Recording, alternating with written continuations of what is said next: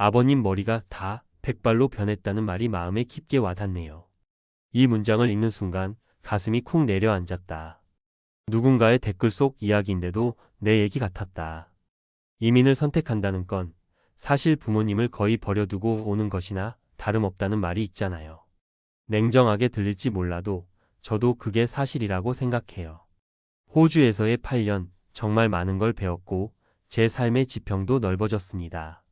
직장 문화는 한국보다 훨씬 낫고 수입도 압도적으로 좋죠. 저 역시 그 돈 하나 때문에 여기 왔습니다. 하지만 그 돈으로도 해결되지 않는 근본적인 공허함이 있었어요. 그건 바로 가족 그리고 음식. 사례 1. 아버지의 흰 머리카락. 어느 날 화상통화를 하는데 아버지가 카메라 앞에서 머리를 쓸어 넘기시더라고요. 그때 보인 흰 머리. 분명 제가 떠날 때만 해도 검은 머리였는데 그 순간 이상하게도 눈물이 났어요. 내가 뭐하러 여기 있지? 아버지가 저렇게 늙어가는데. 이민 초기에는 부모님과 멀리 떨어져 있는 것이 어쩔 수 없는 현실이라 생각했지만 8년이 지나니 이제는 내 선택이 부모님의 외로움으로 이어졌다는 죄책감이 밀려옵니다. 이민을 결심하는 순간 부모님의 노년을 함께하지 못한다는 걸 각오해야 하는데 막상 그 시간이 다가오면 너무나 잔인한 진실이 되어 돌아오더라고요. 사례 2. 그 음식이 그립다. 또 하나는 음식입니다. 누군가는 말하죠. 호주도 한국 식자재에 다 들어오잖아. 김치도 있고 라면도 있고 고추장도 있잖아. 하지만 있는 것과 똑같은 맛이 나는 것은 다르죠. 냉동 삼겹살, 비싸고 질긴 쌀, 종류 제한적인 채소들.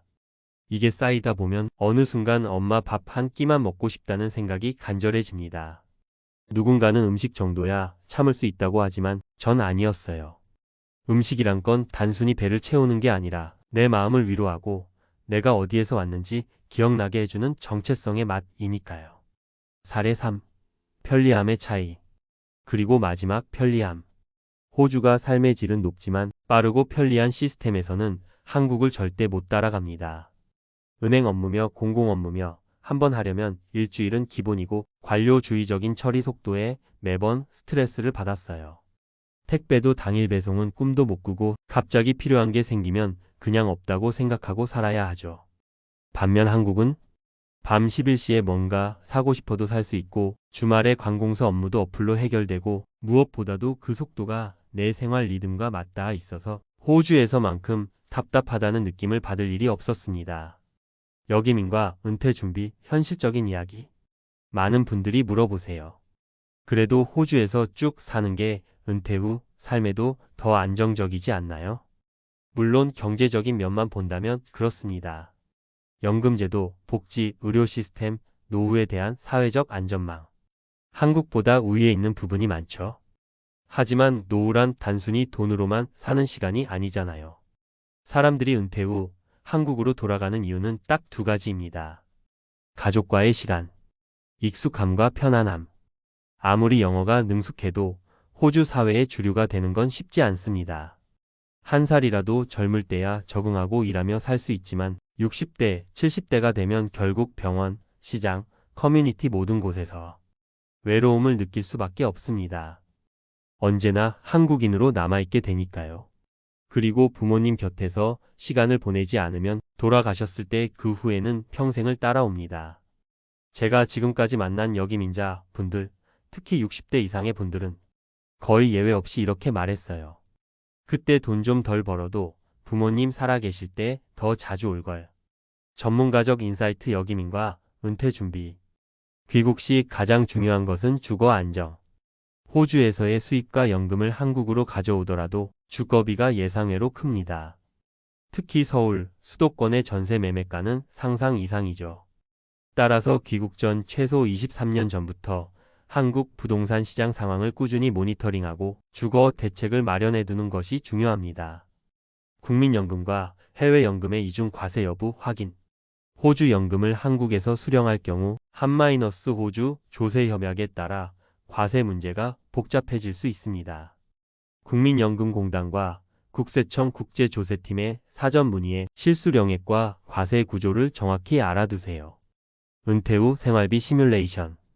호주보다 물가가 싸다고 생각하기 쉽지만 한국도 생활비가 결코 저렴하지 않습니다. 특히 외식의료 교통비 등 현실적인 월 평균 지출을 계산해보고 호주에서 가져오는 자산, 한국에서 예상되는 수입연금, 임대 수입 등을 냉정하게 시뮬레이션해야 합니다. 마무리 공감과 선택의 이야기. 이민은 결국 무엇을 잃고 무엇을 얻을 것인가의 선택입니다. 젊을 때는 경험과 돈을 얻고 가족과 편리함을 잃죠. 나이 들수록 경험은 이미 내 것이 되었고 남은 것은 누구와 어떤 공간에서 어떤 맛을 느끼며 살 것인가의 문제로 바뀝니다. 저 역시 이제는 돌아갈 준비를 합니다. 아버지의 백발을 더 늦기 전에 곁에서 바라보고 엄마가 끓여주는 된장찌개 냄새를 다시 맡고 싶거든요. 이 글을 읽고 계신 분들도 당장 여기민을 결정하라는 건 아니지만 한 번쯤은 꼭 생각해 보셨으면 합니다. 내 인생에서 진짜 중요한 건 뭘까? 그 답을 찾는 순간 돌아갈 곳이 생기고 마음이 조금은 편안해질 테니까요. 앞서 감성적으로 다가가는 이야기를 나눴으니 이제는 실제로 여기민 혹은 은퇴 후 한국 귀국을 준비하는 분들이 바로 활용할 수 있는 구체적이고 실용적인 정보들을 전문가 시각으로 풀어볼게요. 1. 주거 문제 미리 준비 안 하면 낭패. 가장 먼저 짚어야 할 게 내가 한국에 돌아가서 어디에 살 것인가입니다. 호주에선 집값이 워낙 비싸고 주택 크기도 한국과 다르지만 귀국할 때는 상황이 달라요. 서울이나 수도권 인기 지역은 집값이 엄청나게 올라서 특히 50대 60대 분들이 경매나 전세로 집을 구하려 해도 쉽지 않아요. 그래서 미리 귀국 23년 전부터 부동산 시장을 꾸준히 관찰하며 내가 살 만한 집 예상과 위치를 정하는 게 중요합니다.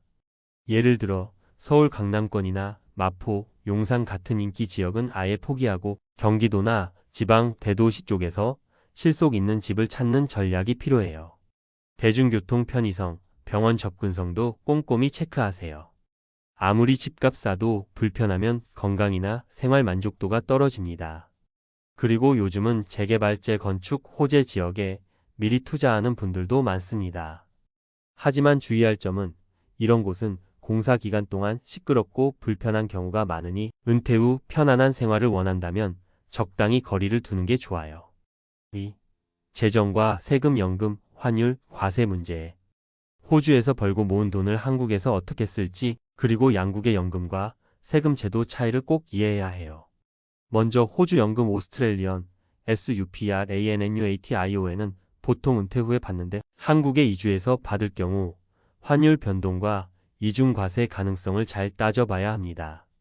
호주 마이너스 한국은 이중과세 방지 협약이 있지만 실제 현장에서는 복잡한 상황이 많아요.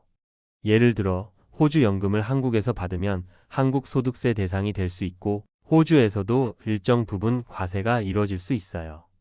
따라서 연금 수령 시점에 국세청과 호주 세무 전문가 상담은 필수입니다.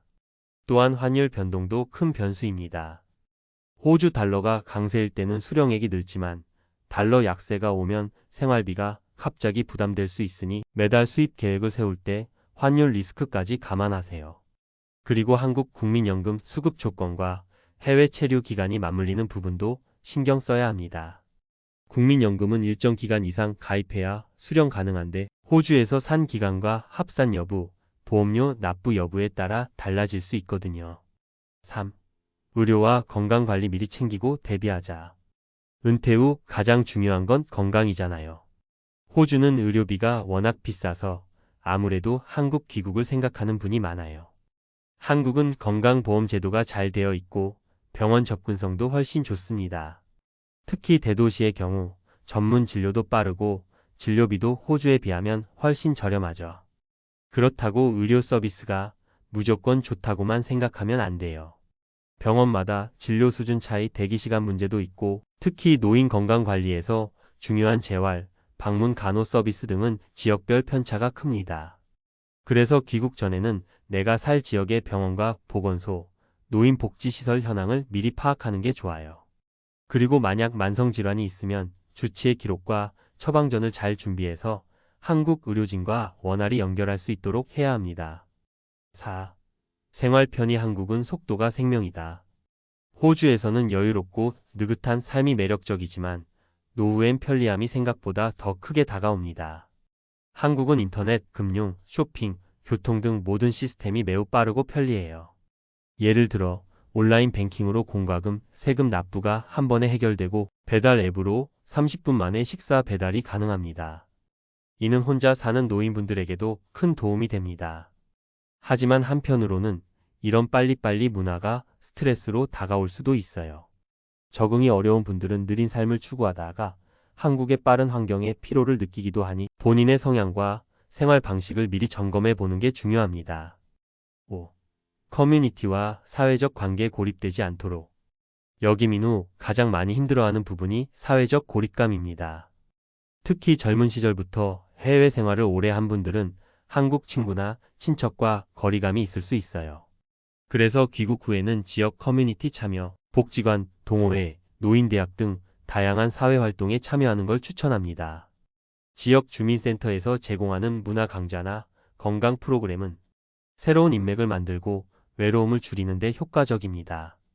예를 들어 65세 이상 인구가 많은 지방자치단체들은 어르신 복지에 집중하는데 무료 건강검진, 여가 프로그램, 상담 서비스 등이 풍부하니 귀농 귀촌을 고려하는 분이라면 이런 부분도 꼼꼼히 비교해 보세요. 6. 귀국 전 반드시 챙겨야 할 실무 팁. 비자 및 세무 신고. 호주에서 완전히 거주지를 이전하면 세법상 비거주자가 될 수 있어요. 이때 호주에서 발생한 소득 신고 및 세무 처리를 정확히 해야 불이익이 없습니다. 국제 세무 전문가와 미리 상담하는 걸 추천합니다. 자동차, 가구, 가전 처분. 귀국 시 호주 내 자산 처분도 중요한 문제입니다. 자동차는 중고시장에 내놓거나 중고차 딜러에 맡길 수 있고 가구와 가전은 버리거나 필요하다면 한국으로 가져갈 방법도 알아둬야 합니다. 짐 꾸리기와 운송 비용. 짐이 많으면 운송 비용이 엄청나게 올라가요. 필요 없는 물건은 과감히 정리하고 가벼운 의류나 자주 쓰는 전자제품 위주로 챙기는 게 좋습니다. 마치며 이민과 역이민, 은퇴 후 삶의 선택은 누구나 쉽지 않은 문제입니다. 하지만 준비가 철저할수록 돌아갈 때의 후회는 줄어들고 새로운 삶에서 만족도는 높아집니다. 가족, 음식, 편리함 같은 감성적인 요소가 가장 크지만 그 뒤에 숨어있는 주거, 재정, 의료, 사회적 관계 문제들도 꼼꼼히 챙겨야만 진짜 편안한 노후가 가능합니다. 혹시라도 역이민 생각이 조금이라도 있다면 지금 당장 정보 수집과 준비를 시작하세요. 그게 진짜 행복한 귀국의 첫걸음입니다.